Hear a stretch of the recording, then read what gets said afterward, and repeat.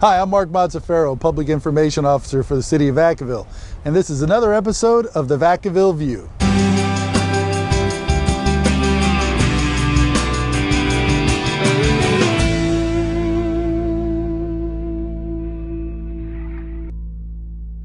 In today's episode, we're going to sit down with Vacaville Police Chief Richard Word and find out what it's like to be a rookie cop out on the street. We're going to meet our new Fire Chief, Frank Drayton. City Manager Laura Kuhn is going to talk to us about what it's like being a city manager. And finally, we're going to hear from Robbie Jimenez, who is a local musician who's trying to make it big in the music industry. So stay tuned.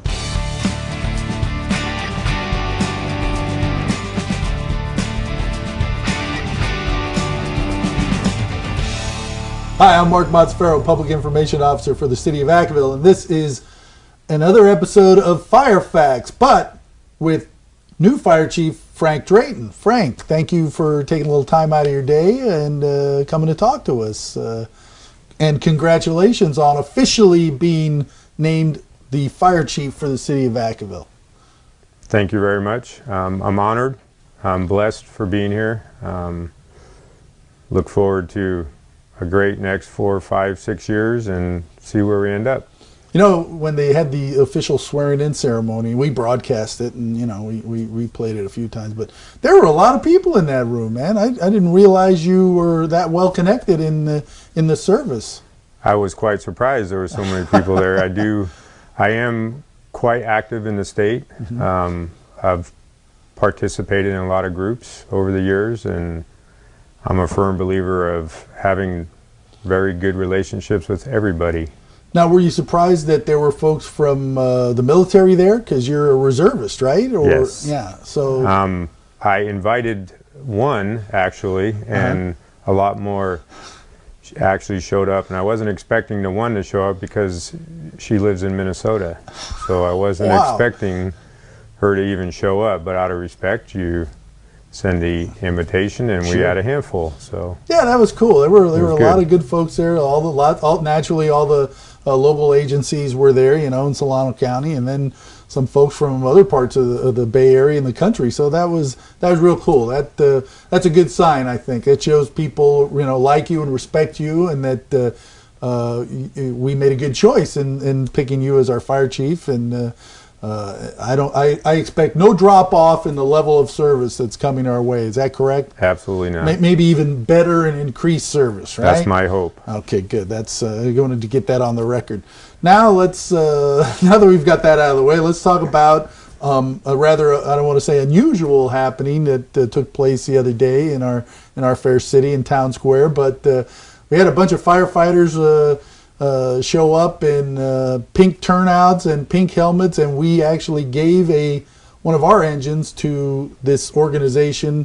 Well, you know far more about it than I do, so why don't you tell us what happened the other day? Okay. This county, we were blessed with creating our own Solano County chapter of the Pink Heels. The Pink Heels Association is an international association, and the whole purpose of the Pink Heels is to promote awareness for women's cancer, all cancer, whether it's breast cancer, whatever, all cancer awareness. A year ago, we got a federal grant to replace one of our older engines. We got over $360,000, and one of the grant stipulations was that the engine we're replacing cannot ever be used in the fire service again. It has to go away. So we thought, what better place to give it is let's create our own Solano County chapter, and we will donate it to that organization. It's a nonprofit organization, and it'll be used probably for another 15, 20 years. Now, what are they going to do to this fire truck? Because obviously it's red right now. It's red. We're working on getting it painted. It'll get painted pink. It'll become a showpiece at that point to help other folks, other organizations complete fundraising activities in line with breast cancer awareness or any type of cancer awareness. So it's really a tool that people can use to help raise awareness and raise funds for the fight against cancer in Solano County. That is correct. We we look at it as the attraction piece. Hopefully it'll get people there.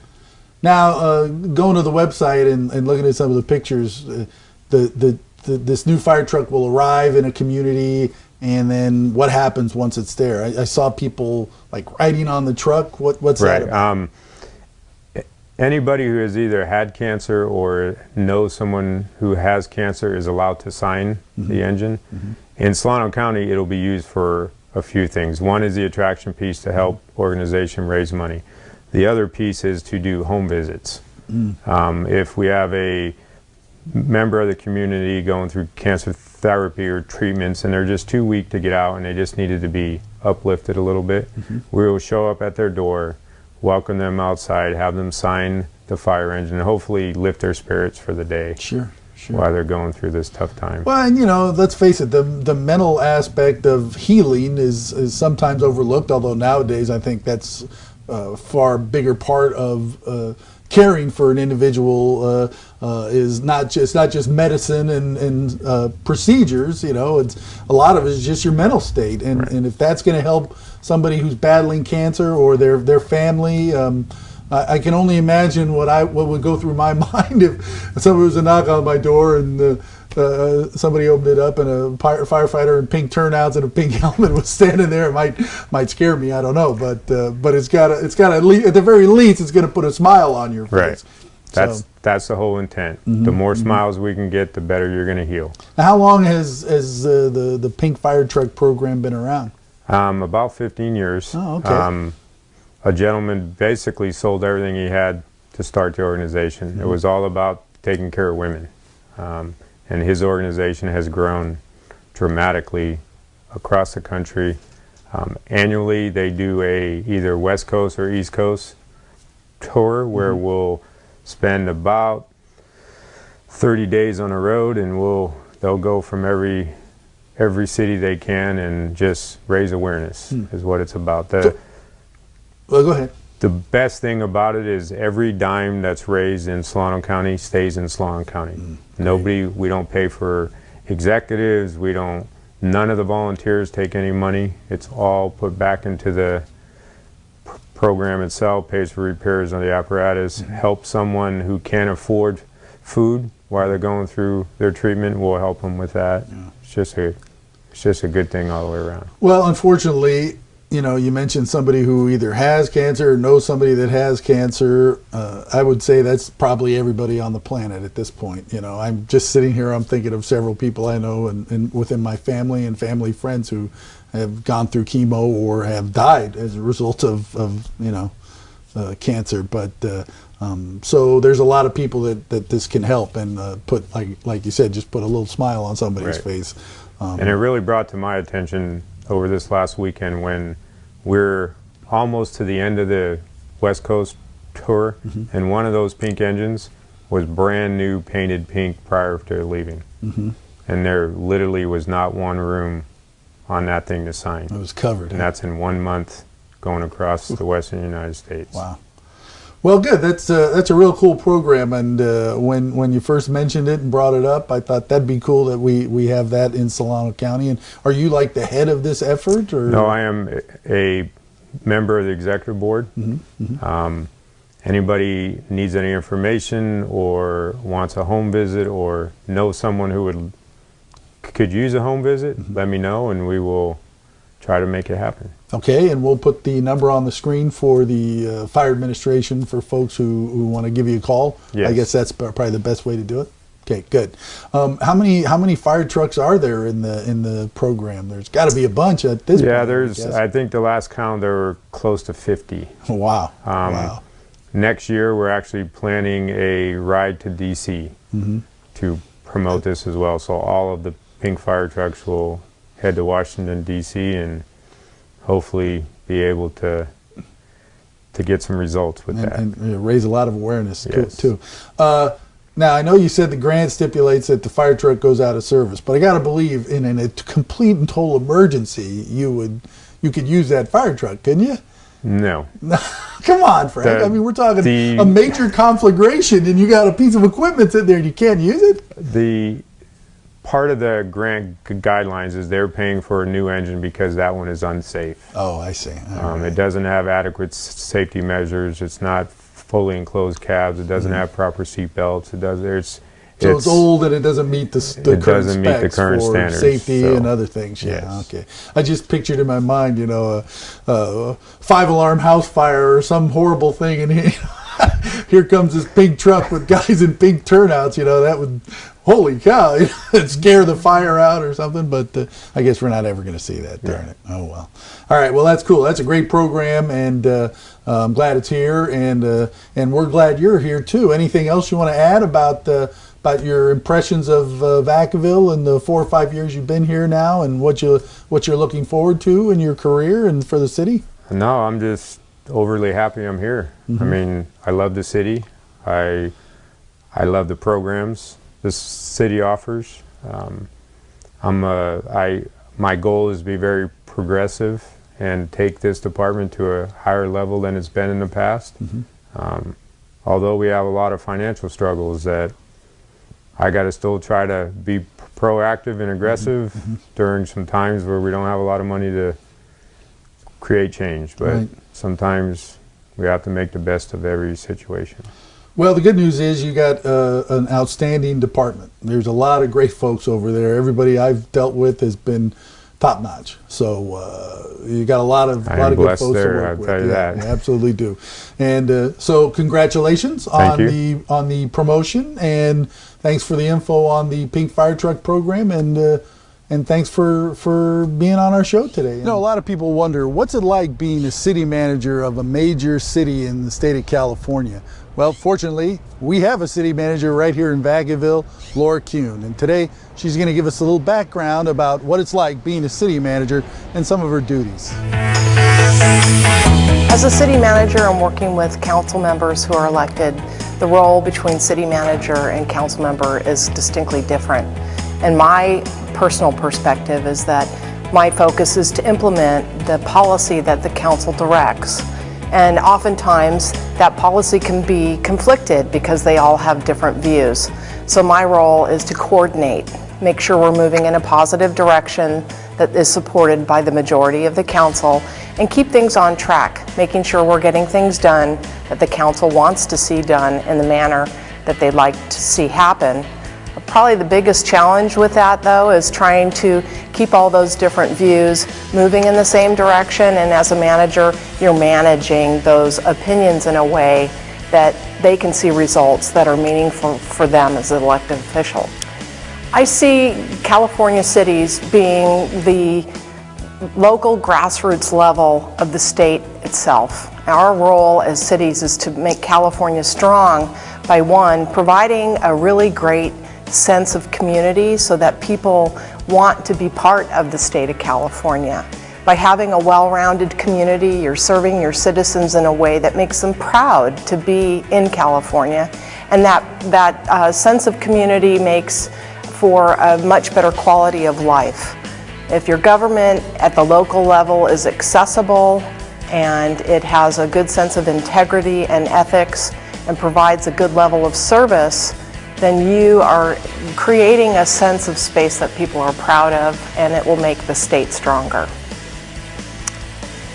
City managers have a lot of responsibility to be ethical, because if they're not, it reflects poorly not just on them, but on their city as a whole. So for me, ethics are the foundation of being effective in your job. And so to me, it's important that not only do you have a strong ethic, a moral fiber, but that you show that in everything you do, and that you walk the walk, and that you lead by example. And if you don't do those things, then you lose respect not only of your employees, but possibly of your council and from the community. So it's really important. Being a city manager is a really fun job, and what I like most about it is that I get to help people across the city, whether they're employees, whether they're elected officials, they're residents or business owners, and every day there's such a huge variety of work. Being a city manager, one day you're working on a public works project, and then 5 minutes later you're helping somebody with access to a healthcare problem, or you're dealing with somebody who got a ticket and had a bad experience with somebody on the street, and you're able to help them work it out. And so helping people and the variety are what makes the job so much fun.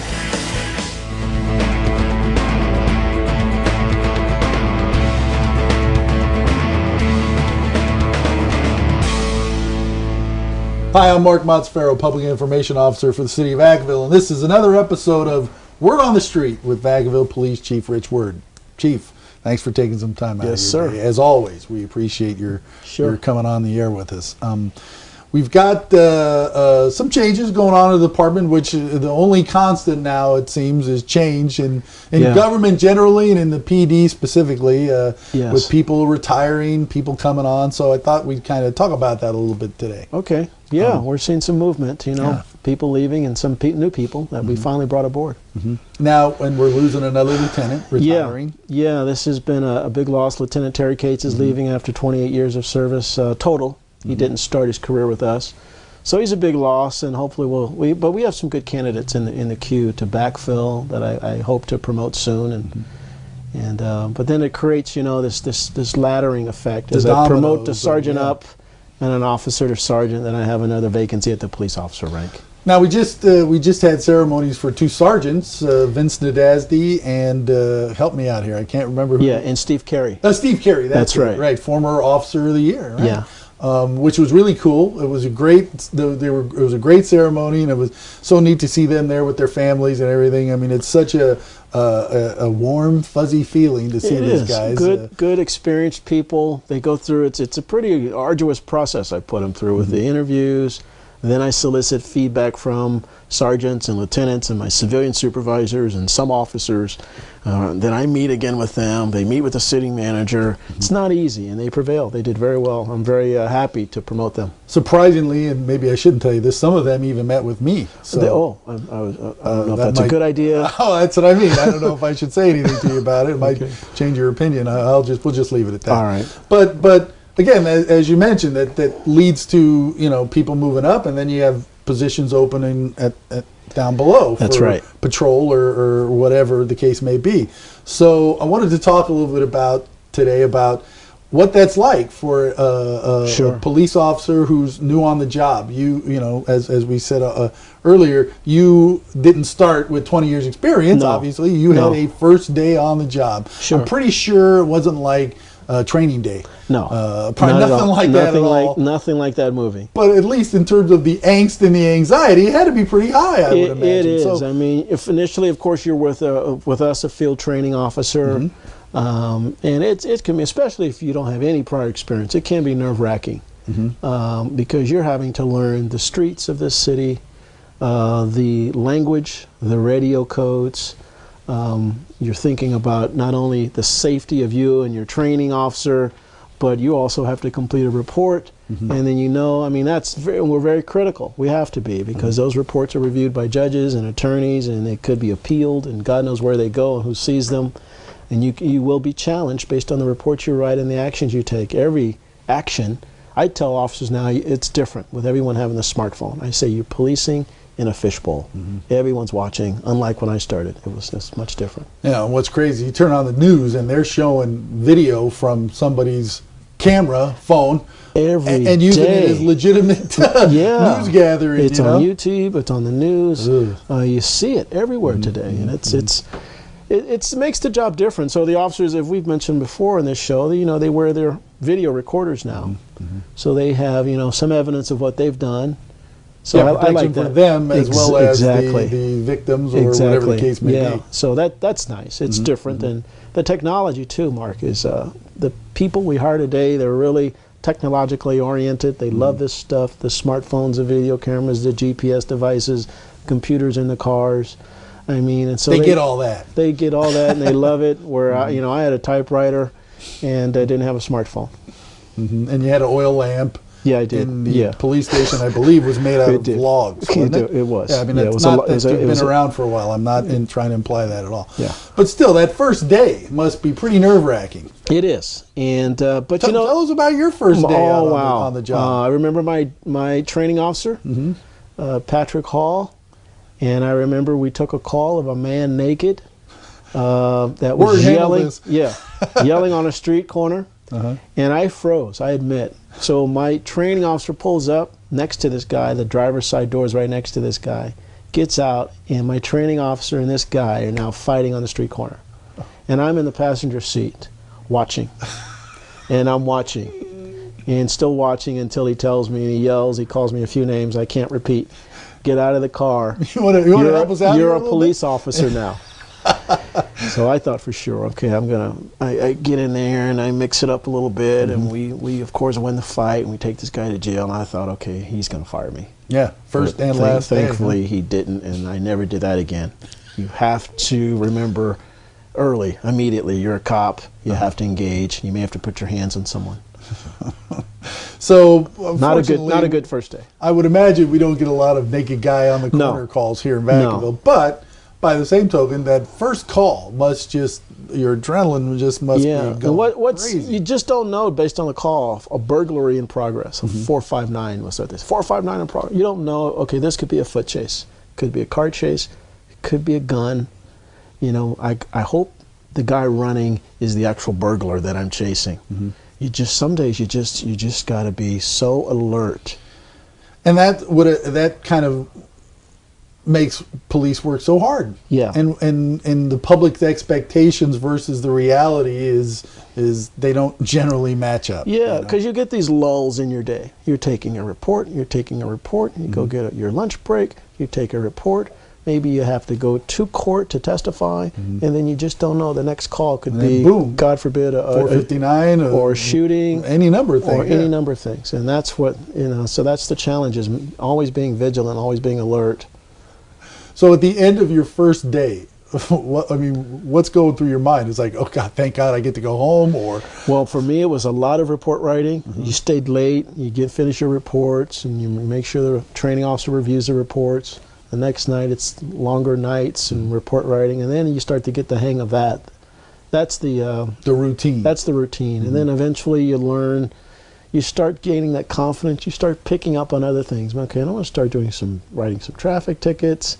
I'm going to start being proactive and looking for people that are dealing drugs instead of just doing the basic report writing. So initially you're just trying to stay above water. Exactly. And then eventually you get into being more of... You start finding out, what do I like? And I always wanted to pursue, I wanted to be the drug cop. And that's eventually what I did. Some guys love traffic. Some guys are great detectives, and they can find a burglar, among a million people. It's amazing how some guys have, and ladies too, of course, have these gifts. Sure. My thing, I want to be a drug cop. I don't know why, but that's what I enjoyed. It was a cat and mouse game. Sure. So how long did it take before you were finally at that comfort level, I guess? Wow. Now most cops would tell you a year or two. I think you're probably 4 or 5 years. Really, that long? Because there's so many new things that you understand. Are you proficient at investigating a sexual assault? They don't happen that often. Right.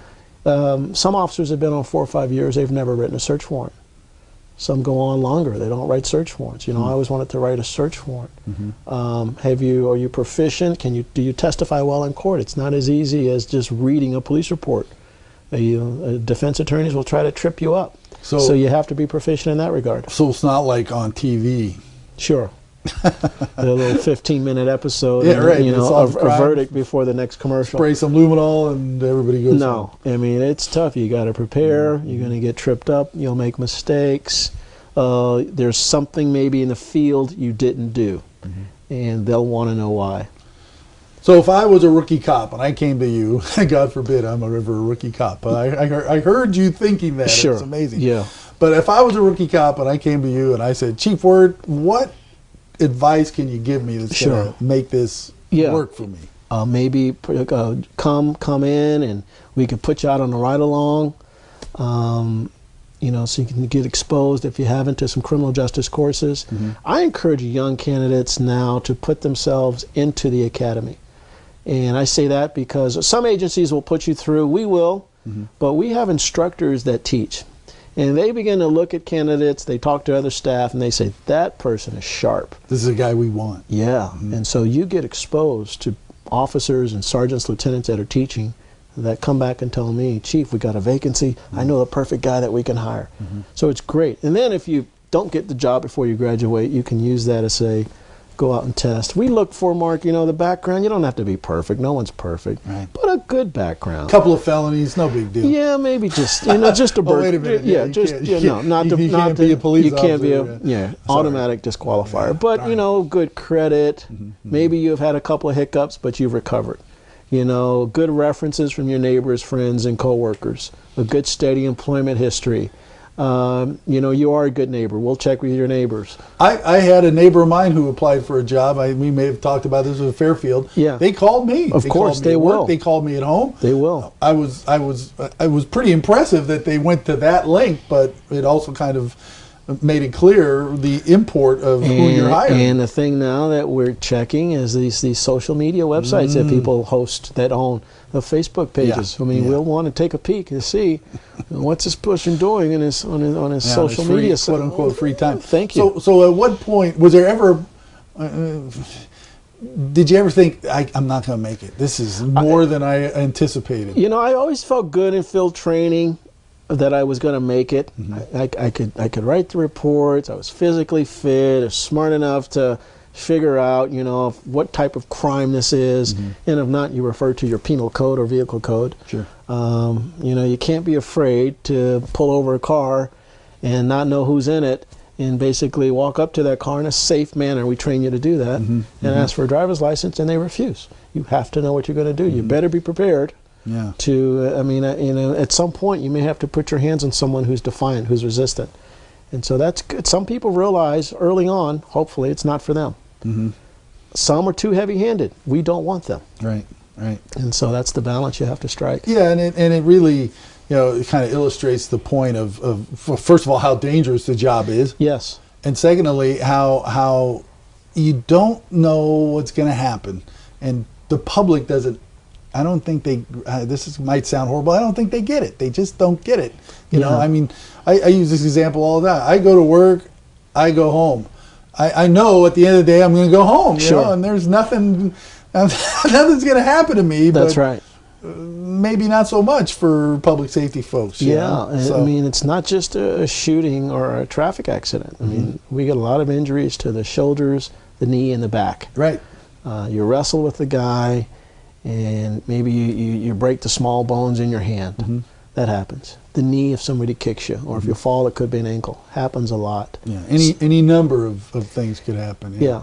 So Plus, you're not dealing with the cream of society generally. Anyway. yeah, you get So who knows people, what else is mostly going young on. men, and generally it's either drug or alcohol involved. I mean, if we can eliminate those two factors, you can't eliminate young problem men. solved, But yeah. that's 90% of what we do, young yeah, men, and it's yeah. probably some drugs or alcohol involved.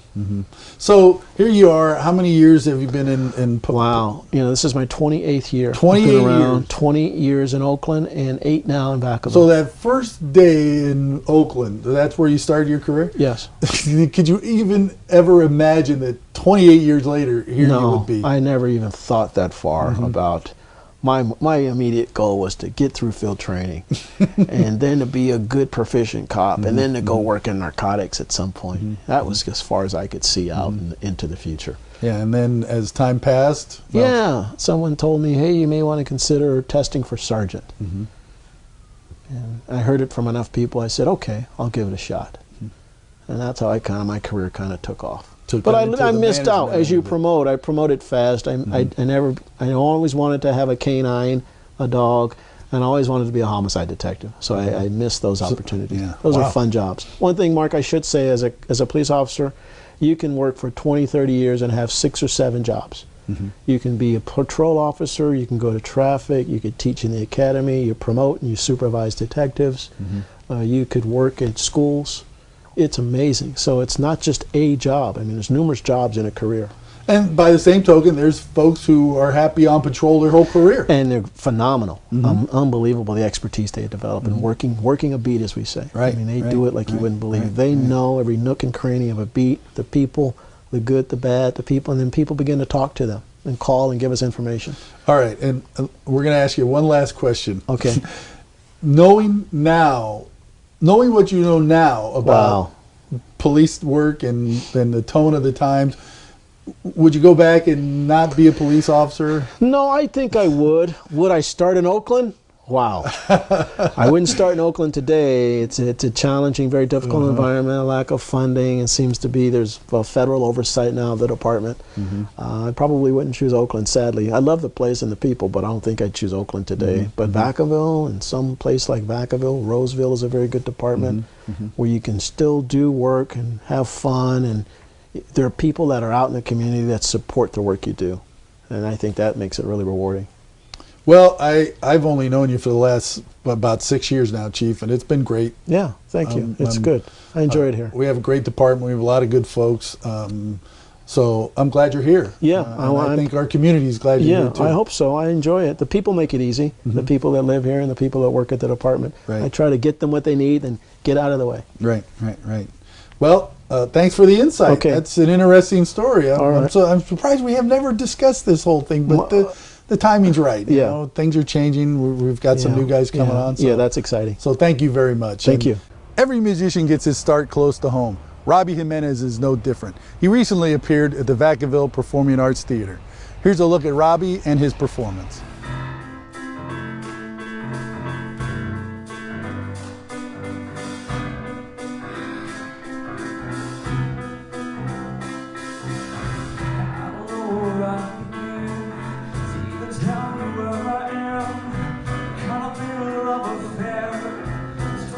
My own despair. I don't want to play pretend. I want our love to end. Things are never what they seem, and I don't know what I believe. Love is not a simple game, but I don't even want to play. Every thought I think is cold. Oh, baby, that's my struggle. Baby, that's my struggle.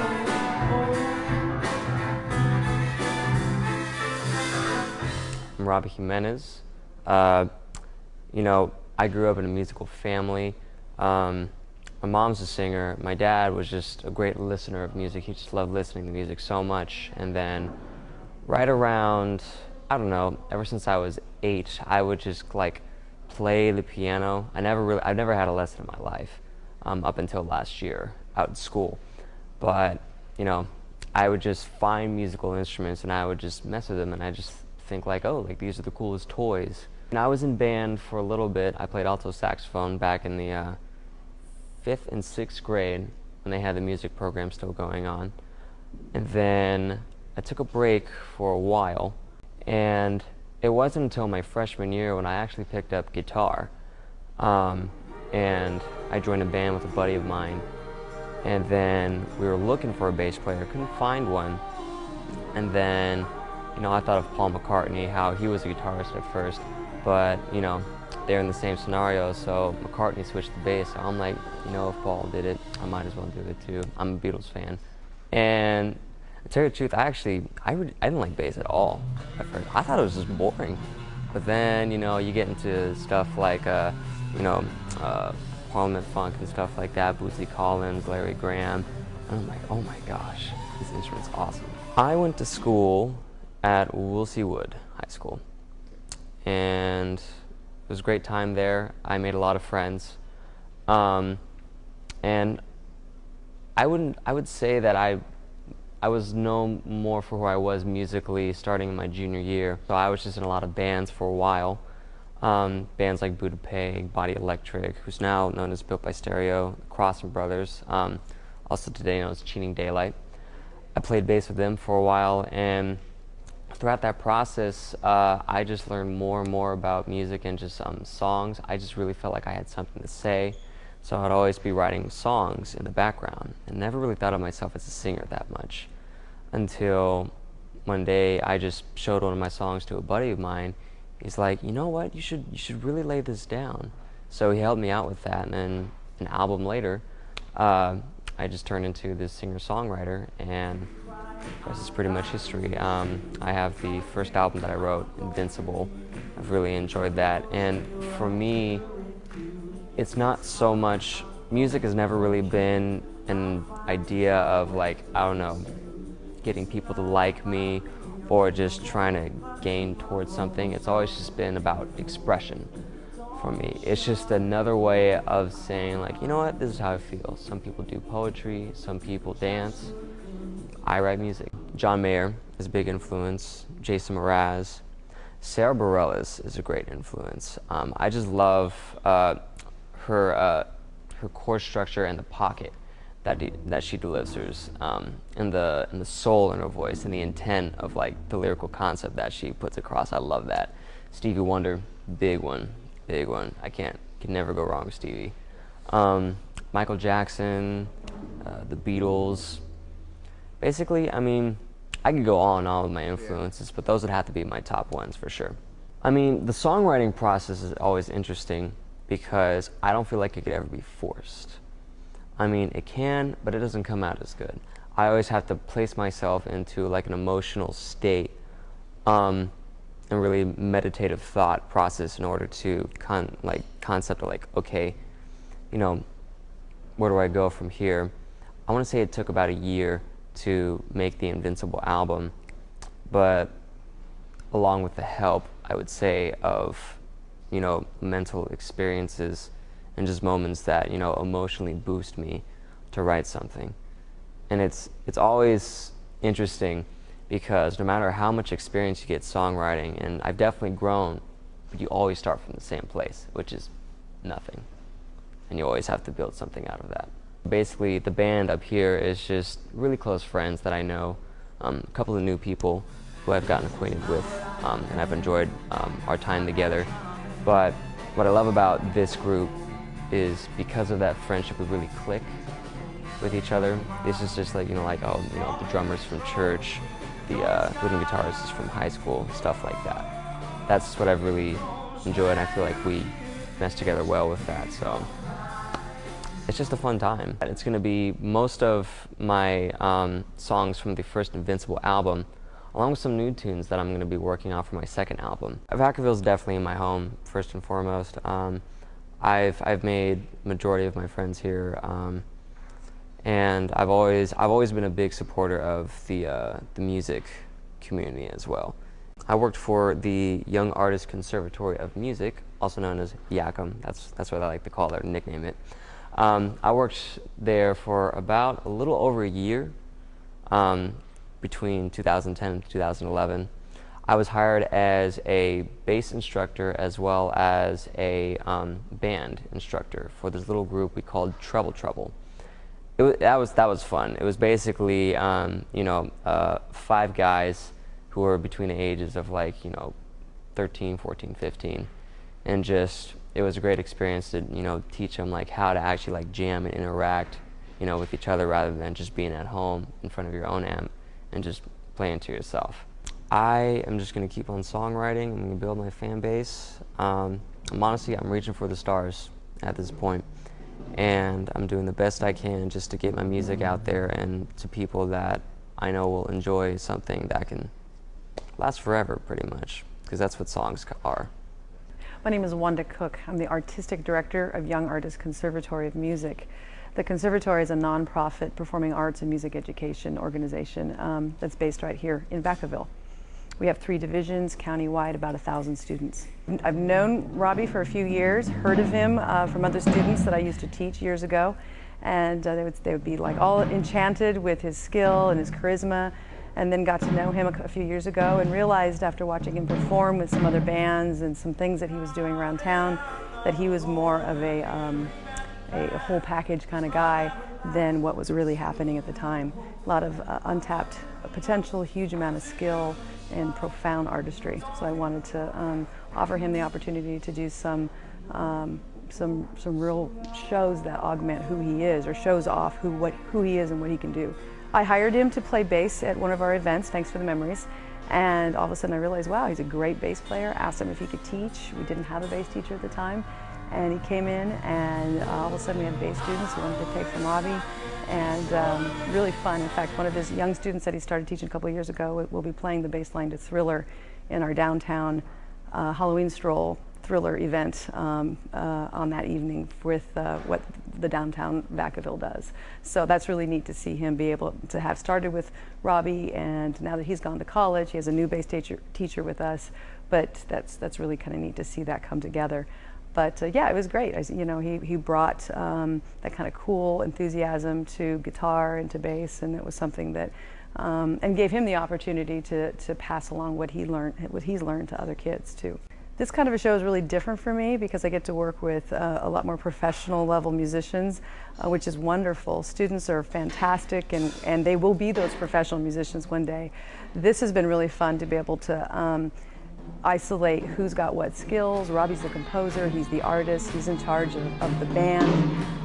We brought in a managing director, Elijah Young, who's from LA, and he really provides a lot of vocal coaching for Robbie, and just that overall kind of whole picture of what everything should look like on the stage, and being able to really utilize those his skills, and to be able to say to Robbie, here is a rehearsal facility. I have the ability to rent the VPAT, this wonderful performance event facility, and that's kind of what it looks like.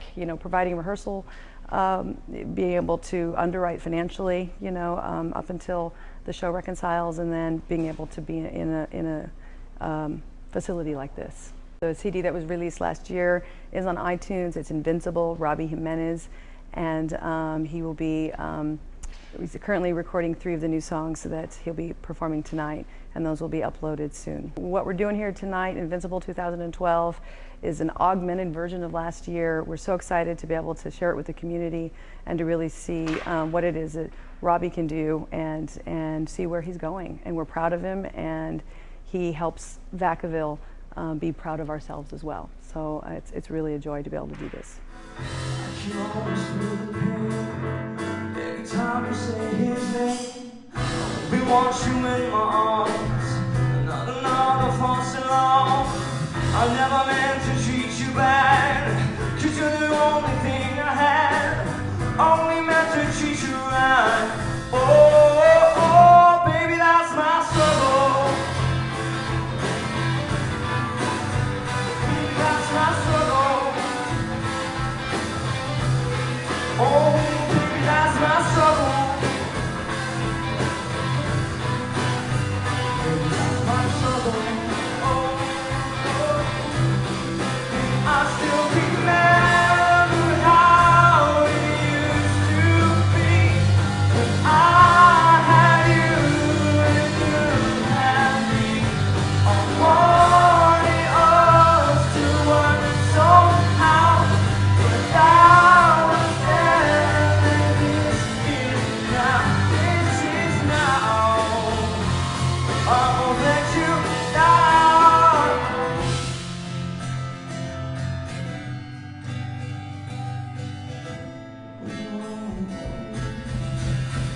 Oh, baby, that's my struggle. Baby, that's my struggle. Baby, that's my struggle. Baby, that's my struggle. Oh, my struggle. My struggle. My trouble, my trouble, my trouble. Yeah, baby, that's my, baby, that's my, my.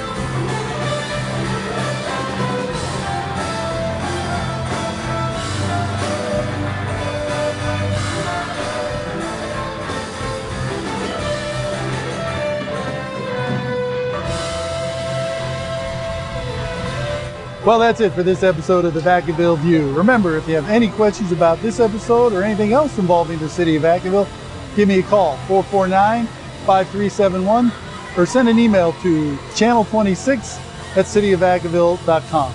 Thanks for watching.